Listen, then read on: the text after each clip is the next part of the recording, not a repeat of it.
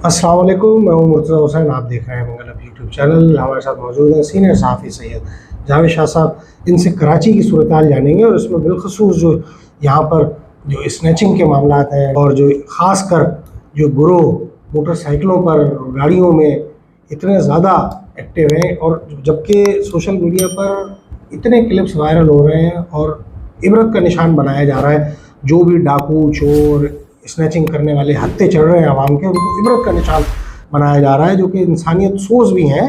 तो ये कैसे, जावेद शाह साहब, आप कैसे देख रहे हैं कि आवाम में आप देखें किस तरीके की इस वक्त शिद्दत पसंदी पे आवाम उतर आई है कि उन वीडियोस को आप पूरा देख भी नहीं सकते कि पत्थरों से सर कुचल रहे हैं, डंडों से उनको मारा जा रहा है, खून में वो नहाए हुए होते हैं जो हत्थे चढ़ रहे हैं। ठीक है, वो बेइंतहा बुरा काम कर रहे हैं कि ये लोग आते हैं तो अगर छीना झपटी के दौरान ज़रा सी मज़ाहमत हो तो ये भी गोली मार देते हैं। तो आप क्या समझ रहे हैं, क्या सही हो रहा है जो आवाम कर रही है, या मतलब इसका कोई दूसरा तरीक़ेकार इसका वजह करना पड़ेगा? क्या कहते हैं आप? ये जो आपने जिस सूरत हाल की तरह मुर्तज़ा साहब निशानदेही की, ये सूरत हाल खुशाइन नहीं है, और ना इस गैर कानूनी अमर की मतलब मैं मजम्मत ज़रूर करूँगा मैं इसकी, क्योंकि गैर कानूनी अमर की मैं हिमायत नहीं करता कि डाकू को भी पकड़ो तो कानून के हवाले किया जाए। मगर हमें अफसोस के साथ कहना पड़ता है, जो कानून पर अमल दरामद कराने वाली यहाँ सिक्योरिटी फोर्सेस हैं कराची के अंदर, वो इस वक्त अपनी जेबें भरने में लगी हुई हैं, वो इस वक्त अपने ज़ाती मफादात में लगे हुए हैं, वो इस वक्त अपनी ज़मीनें घेरने में और ज़मीनें छुड़ाने में, वो इस वक्त शहर में उस काम पे लग गई है पुलिस कि अगर कोर्ट ने हुक्म दे दिया है भाई ये जो गुटखा वाले हैं इनको पकड़ा जाए, ये ज़हर कातिल है, अब वो गुटखे को ही पकड़ने में लग गए।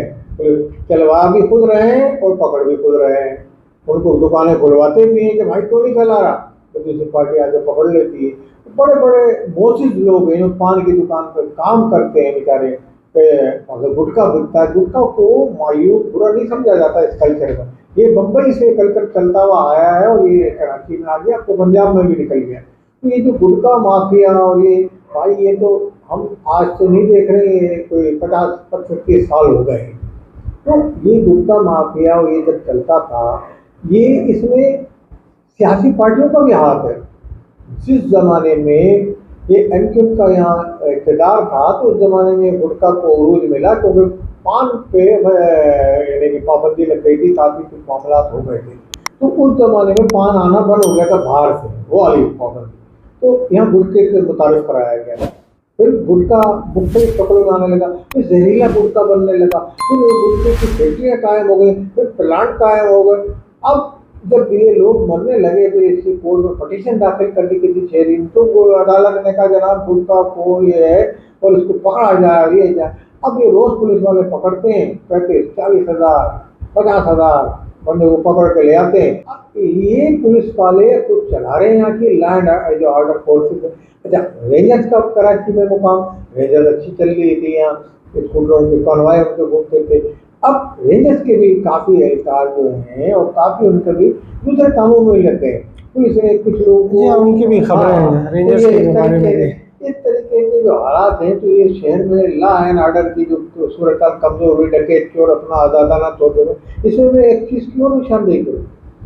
शहर में वो जो सूबे सिंध के अंदर और बलूचिस्तान में जो तंजीमें हैं जो पाकिस्तान के सालिमत के खिलाफ काम कर रही हैं, धमाके करती हैं, पटरियाँ उखाड़ रही हैं, ये कर रही हैं, मतलब दहशतगर्दी की कार्रवाई में मुलविस हैं, तकरीबकारी कर रही हैं, वो लोग भी इन जराइम पे पैसा उनके पास खत्म होता है तो वो भी डकैतियाँ मारने से गुरेज नहीं करते। जी हाँ, जी हाँ, उनको सपोर्ट करके असला दे देते हैं। अभी एक बीच में पकड़ा गया, वो तालिबान का कमांडर भी निकला।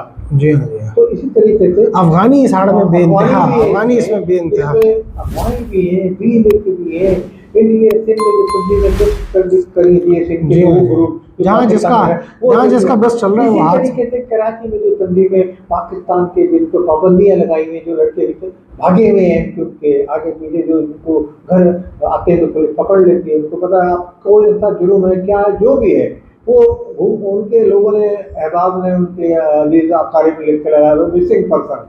मिसिंग तो वो भागे में कहीं भी है, बाहर है, तो वो भी अपना पेट की कमाई के लिए कुछ तो करते हैं।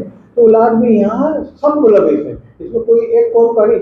हाँ, आप सीरियस कह सकते हैं, अफगानी यहाँ से आ गए, अफगानी तो किसी को नहीं छोड़ रहे, अफगानी पूरा सुपर हाईवे भरा हुआ है, नहीं जो वहाँ से जी हाँ लासिफ स्क्वायर सोहराब रोड। उनको ये जो तंजीम है इनकी पीटी है, जो पश्तून जो ये तंजीम है, इसके अंदर भी वो लोग घुस गए, तो उसकी भी लाल टोपी लगा लेते हैं।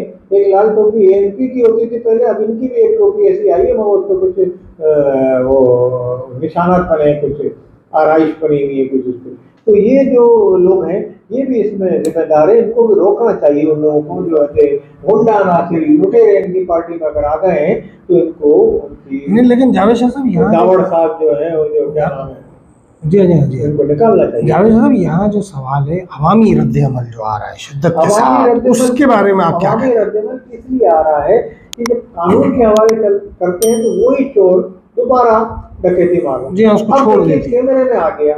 अभी हमारे एक दोस्त साहबी हैं अंजुम, हमारे दानिश्वर भी हैं, साहबी भी हैं और अपने अशार भी कहते हैं, वो भी एटीएम में गए हैं, पैराडाइज में गए कहाँ उनको लूटा गया उस दिन, वहाँ उनको मारा भी गया, तो कोप भी किया और उनको लूट भी लिया। वो मुसलसल 4 दिन से मीडिया में चीख रहे हैं, तस्वीर दिखा रहे हैं शख्स, उसी शख्स ने आज जियो टीवी पे वो क्लिप दिखाया गया है, जियो टीवी में एक मियाँ बीवी को लूट रहा, वो इसके दिन या इससे पहले उनको वहाँ एटीएम में घुसा, उनको मारा भी है, उसने भी किया यहाँ कराची की फैमिली को। जब यहाँ इंसाफ नहीं मिलेगा, ऐसे डाकुओं को कैमरा भी नहीं पकड़ रहा, कैमरे में हालांकि आ सकते हैं, नादरा से निकाले बंदा मिल जाएगा, जी जी सब मिल जाते हैं, मगर सुस्त रवि वो उसमें लगे ना, मैंने बताया गुटका और माफिया और इसमें लैंड ग्रैबर, ये पुलिस इसमें नहीं, या तो हिस्सा पहुंच रहा है, भत्ता पहुंच रहा है, ये भी सिलसिला है।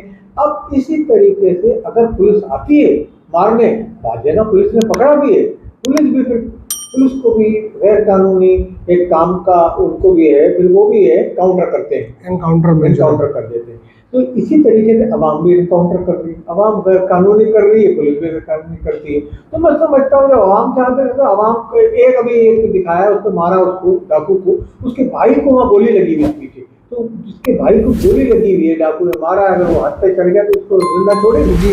एक फितरी रद्द-ए-अमल है, ये फितरी रद्द-ए-अमल आ रहा है अवाम का, इस रद्द-ए-अमल को आप रोक नहीं सकते, उसी सूरत में रोक सकते कानून पे अमल करना कानून हो यहाँ, और यहाँ लॉ एंड ऑर्डर को नाफिज करने वाली फोर्सेस हैं, रेंजर्स को और पुलिस को इसमें खुसूसी कदम उठाने चाहिए, और खुसूसी तौर पे बाइक वाले जो है इनके एहलकार गलियों में घुमाए, और उन मुकामात पे मैंने पिछले अपने व्लॉग में कहा था कि कैमरे का सिस्टम ऐसा लगे जैसे कोई बड़ा नेटवर्क चलाया जाता है, मॉनिटरिंग सिस्टम रखे उसका, वहाँ नामजद करे, उसमें जहाँ कोई लूट रहा हो किसी को, उस इलाके के कैमरे में आ जाए, वहाँ के मुताबिक थाने में फौरी तौर पर उसकी सरको भी करेगा, उसको पकड़ लेगा और उसको कैमरे किरदार तक पहुँचाएगा। तो ये तो हो सकता है, मगर इस पर एक्शन ले सूबाई हुकूमत और यहाँ के DIG कराची, इस पर एक्शन ले। ये सूरत इंतहाई है, इंसानी जानों को मारा जा रहा है, डाकू भाई बेटा होता है, अभी एक डाकू को मारा तो उसकी माँ आ गई बाहर, जी हाँ, और वो जो हरकत हुई है वो आप देखिए, बड़ी लोग ये कहते हैं कि भाई ये माँ मिली हुई है, अब इसमें तो ये इल्जाम लगाया जाएगा, उसको कैसे पता चलेगा, मगर बहरहाल इसमें ये होना ये चाहिए कि हुकूमत का फर्ज है इसमें इस चीज को रोकना, वरना इसी तरीके से बर्बरियत के मुजाहरे आपको सोशल मीडिया पे गवर्नमेंट आवाम का फिक्र रद्द-ए-अमल इसी तरह सामने आएगा और ये इसको कोई रोक नहीं सकता। बहुत शुक्रिया जावेद शाह साहब। नाज़रीन आपसे इजाज़त चाहेंगे, अल्लाह ने के बाद।